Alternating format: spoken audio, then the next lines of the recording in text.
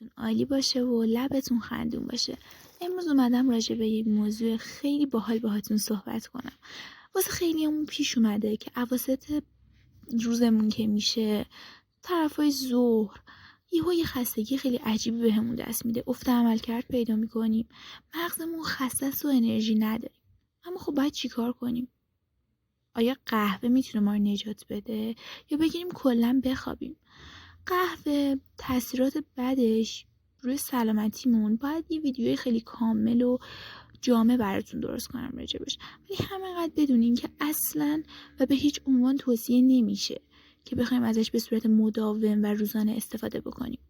خوابم که اگه بخوایم همون موقع که خسته میشیم بخوابیم که از کارمون میمونیم. پس باید چی کار بکنیم؟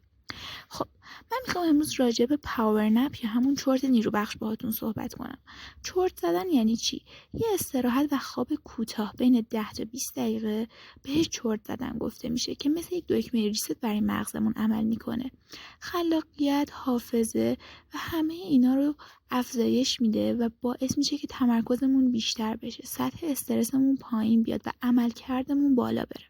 اما این نکته خیلی مهم و یادتون نره، اگر بیشتر از 30 دقیقه بخوابیم اون وقت وارد سیکل خواب عمیق میشیم و خب اون وقتی که از خواب بیدار بشیم دیگه اون احساس کسلی و سنگینی عجیبی که بعدش بهمون دست میده ما رو از همه کارهای روزمون میندازه. حالا من میخوام راجع به تاثیرات خوب و مثبت چرت زدن باهاتون صحبت کنم.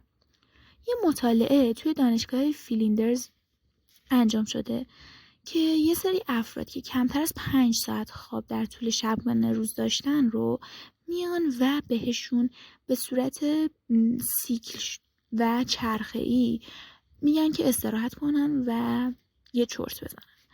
اولین آزمایشی که انجام میشه یک چرت 10 دقیقه‌ای هستش که میبینن نه خیلی فایده‌ای نداره.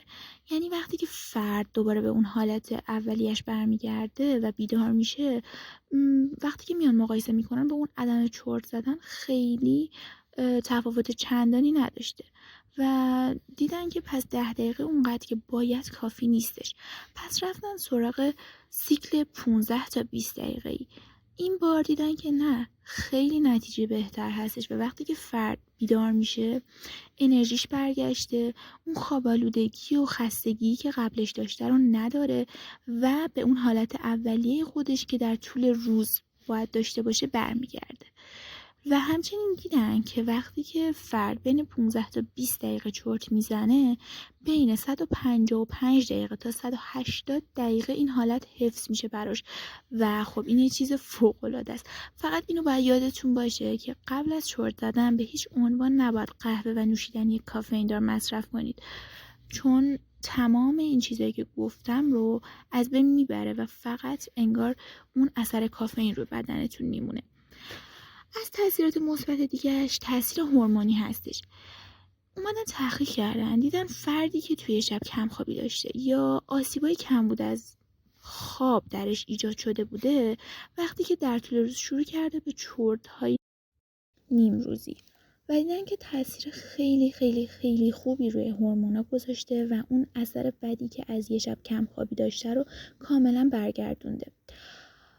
یه سری مطالعه بالینی هم روی مرد و زنها انجام دادن، اونایی که دارای چرت نیرو بخش بودن و چرت‌های نیم روزی داشتن و دیدن که 12% کمتر توی این افراد مرگ و میر ناشی از انسداد شریان قلبی وجود داره و حتی 37% کمتر مرگ و میر و مشکلات قلبی توی این افراد به وجود میاد و این یک نشونه خیلی واضح بود که بدونیم چرت‌های نیم روزی علاوه بر این که خستگی ما رو جبران میکنه خیلی اثرات مثبت دیگه‌ای هم داره. شاید باورتون نشه اما افراد خیلی مشهوری مثل ایلان ماسک، انیشتین و لئوناردو داوینچی هم از پاور نپ برای بالا بردن تمرکز و خلاقیتشون استفاده میکردن. پس اگه دفعه بعد احساس کردی که انرژی تموم شده یه چرت کوتاه بزن. این نه تنبلیه نه اتلاف وقته، در واقع شارژ ذهنی و هوشمندانه هستش. خیلی خوب، امیدوارم که از این ویدیو خوشتون اومده باشه. اگه این ویدیو براتون مفید بود لایک و سابسکرایب یادتون نره. برامون نظرات قشنگتون رو این پایین بنویسید. خیلی ممنونم ازتون که تا آخر این ویدیو رو تماشا کردید. بوس بهتون.